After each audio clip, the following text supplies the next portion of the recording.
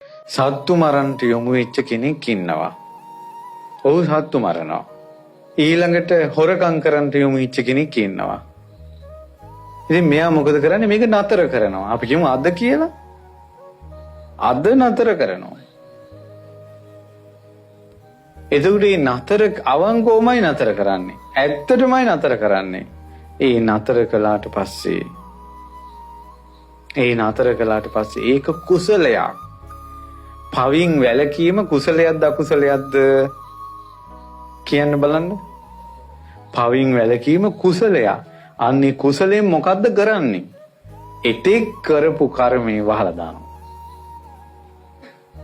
යස්ස පාපං කතං කම්ම කුසලේන පිතීයති. ඔන්න ඔය න්‍යාය තියෙන නිසා තමයි ඕනම කෙනෙකුට රහත් වෙන්න පුළුවන්. බුදු කෙනෙක් දහම් දේශනකට ගමින් ගමට වැඩලා ඒ මිනිස්සු ඔක්කොම පන්සිල් රකින්න අයද? පන්සිල් රකින්න අයද? බේරිලා හිටපු අයද? නෑ. සමහර අය ගණිකාවෝ, සමහර අය බේබද්දෝ, සමහර අය සත්තු මර ඉන්න අය, සමහර අය යුද්ධයට යන අය. දැන් බද්ද වර්ගයේ කුමාරයෝ ඇතුළු 30 දෙනා කෙල්ලොත් එක කැලේ ගිය අය. ඔවුන් පාපයක් රැස් කළා.